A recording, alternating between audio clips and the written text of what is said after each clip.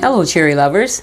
Today I'm going to be making this amazing fall French onion and apple grilled cheese sandwich. Now the name may sound a little bit weird, don't let it throw you, because it's going to be the best grilled cheese you've probably ever tasted, so stay tuned.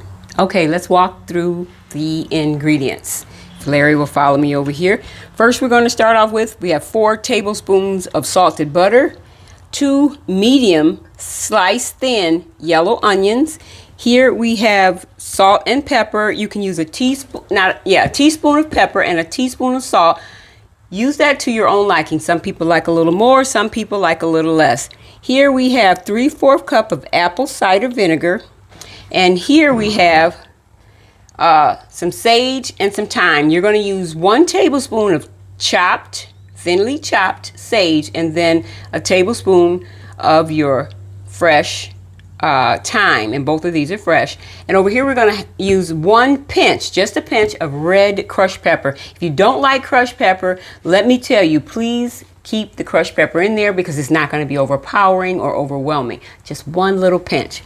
Okay, and here we have 4 slices of BlackForest ham. Now this is optional. You don't have to use this. You can just make it straight grilled cheese, but this gives it a really, really good taste too. Okay, here we have 8 slices of sourdough bread, and here we're going to be using 2 tablespoons of olive oil along with 3 tablespoons of butter. Okay, in this bowl we have 1½ cups of white cheddar cheese and 1½ cups of Gouda. Now the recipe calls for Fontina. I couldn't find the Fontina, so a substitute is Gruyere or mild provolone. So you can use either of those, but again you use 1½ cups of each. And another thing is you can actually use any combination of the cheese flavors that you like. Now the last ingredient is the, you want to get a Honeycrisp apple and you want to slice it really, really thin. And I want to show you that's about how thin you want to slice it. You want to get that really thin. So that's all your ingredients, and we're going to get started on the recipe. Okay guys, I'm going to show you how to assemble this most amazing grilled cheese. First we're going to start with the butter. You want to get your skillet a little hot before you put it in there. So once it starts to melt, you'll be ready. So we're going to get this nice and melted. Do not overcook your butter. You don't want it to turn brown or anything, because once it turns brown, it's time to start over. But I got my skillet nice and hot, so by the time the butter melts, I can put in our onions. Okay, that's pretty good. Spread your onions out. Remember, these are thinly sliced onions, and let's get them mixed up in our butter, completely covered in the butter.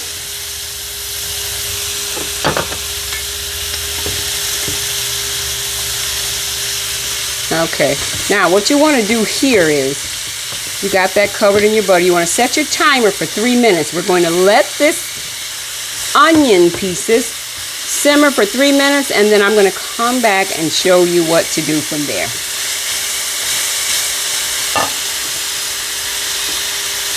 Okay guys, this next step, we're going to pour in half the apple cider vinegar. It doesn't have to be perfectly half, but as I said before, half would equal 1/4 cup plus 2 tablespoons of apple cider vinegar. You want to get that mixed up.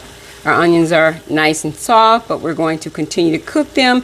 And it may sound strange, again, about the apple cider vinegar to pour over your onions, but you wait till you get to the finished product and you're going to go, oh my goodness. So we want to mix that up really well and let that cook for an additional 5 minutes. Set the timer, and when that's cooked for 5 minutes, we'll be right back. Okay, the next step, we're going to add in our salt. Like I said, put it to your taste, about a teaspoon of each. I like pepper. I'm not really big on that much salt. Okay, now we're going to Mix that up.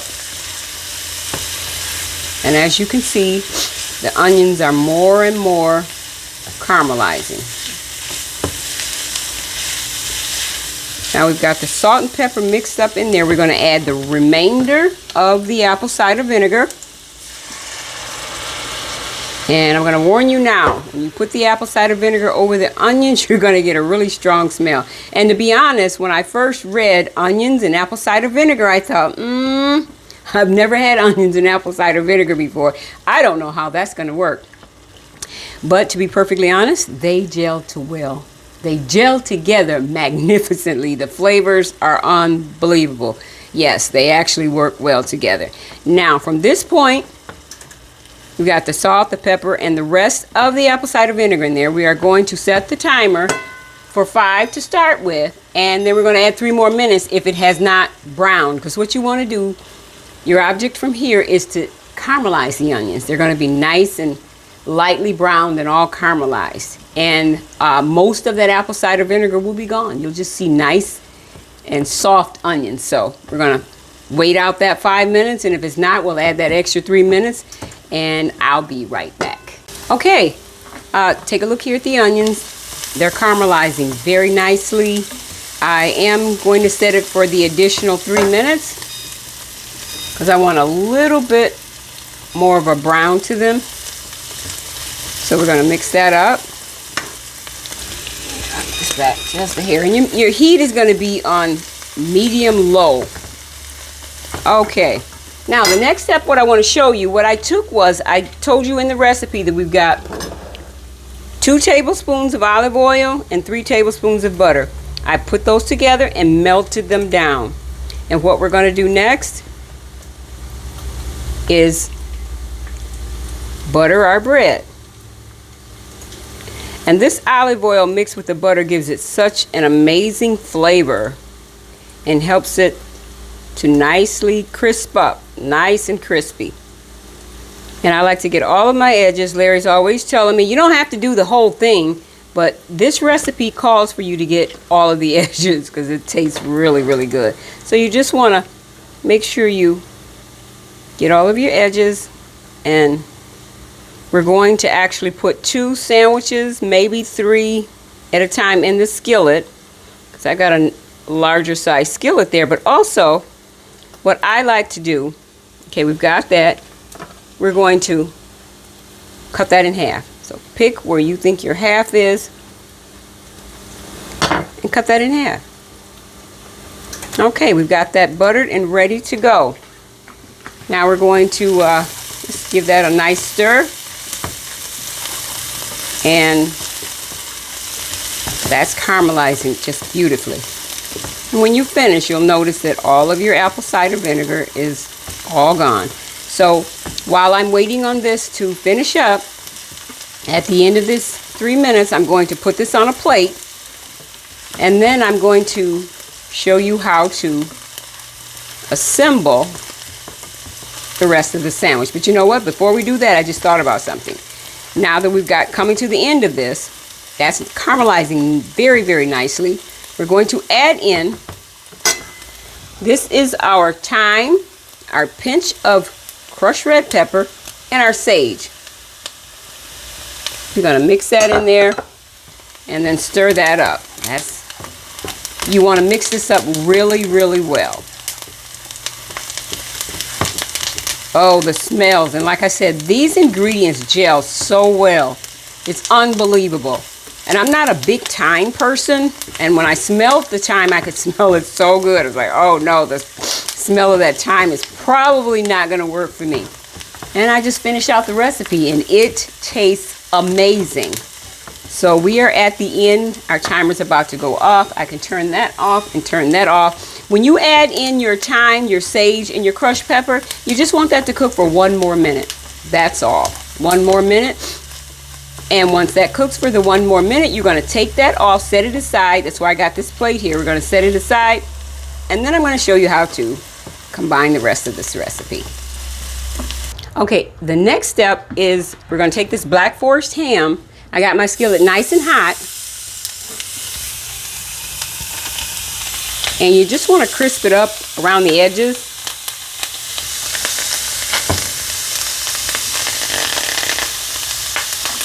And I didn't get my flipper, so let me grab that.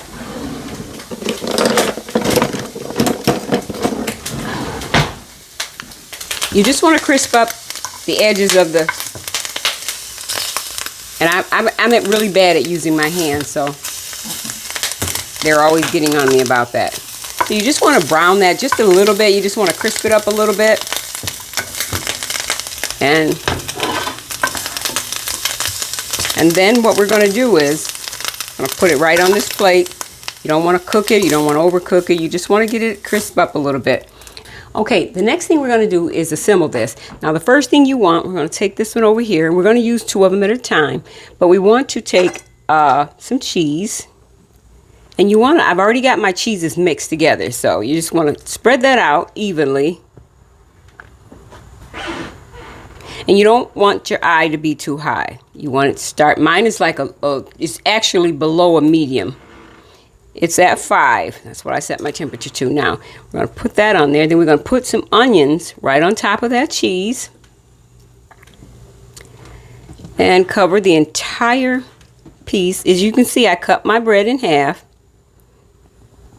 And now we're going to add in some of our sliced Honeycrisp apples. And then we're going to place on a piece of BlackForest ham. And then we're going to top that and gently set that inside the skillet. And as I said, my temperature's set on 5 because you don't want it to cook too fast. You're going to put 2 of them in there. So while we're waiting on that one to start to brown, we're going to actually put the second sandwich in there. Cover your bread nicely with your cheeses. My cheeses are already mixed. And then we're going to put some onions on top of that. Try and spread it out. Cover the entire area of the cheese. And then you're going to put on another piece of our BlackForest ham. And then we're going to top that with our apple slices. And then you're going to put your other slice of bread. And be careful to lift that up. And you want to check it. You don't want it to brown too quickly. So if it's browning too quickly, you might want to drop the temperature. But look how that's nicely browning. And you don't have to put any added butter or oil in your skillet because that's actually already buttered. And I'm going to slide this over. These sandwiches taste so amazing. When you bite into this sandwich, you'll be able to taste the cheese, the apple cider vinegar. You'll be able to taste the seasonings and the onions. And it's not overpowering. I just knew it would be overpowering, or maybe even the apples would be overpowering. Just a perfect mix. Great, great flavor. So I hope you guys get a chance to try this. And as always, Larry is going to be our taste tester today. Yay! He agreed to do that for me. We're going to let this brown up maybe a minute or 2 longer. Crisp right up. And doesn't that look amazing? That looks so good. It actually tastes as good as it looks. I just stuck a piece of ham in my mouth. I love BlackForest ham. Okay. Whoops. I'm going to drop that on the floor. Let's check this side. Okay. I'm going to put that there. That cheese is nice and melty. That is delicious. Okay, we're going to let this brown up. And then we're going to take this out. And then we're going to get our taste tester to try it out. I'll be right back. Okay, I guess I'm the taste tester today. I heard her say that. This looks like a wonderful sandwich. So I'm going to taste this and we're going to see what it tastes like because it's got a lot of different flavors to them and I'm going to try it.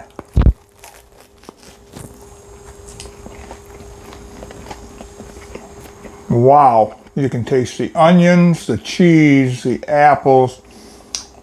Wow, what a fall sandwich. This is wonderful. I gotta chew a little bit, taste some more. But this stuff is delicious. Wow. When I get off this camera, you know what I'm going to do. It's all gone.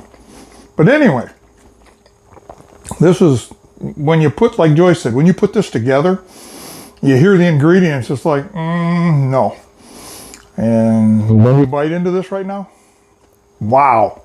Amazing. I mean, literally amazing. The flavors. Very delicious. Very good fall sandwich. Boy, probably something would be good right now with it. Some apple cider. This would be fantastic. So, if you guys like this video that Joyce made, right there, hit that thumbs up. Don't cost you a thing. Leave us a comment. Say hi or say, Joyce, you did a good job. Come back and see us. I'm going back to eat this sandwich now. You guys have a good one.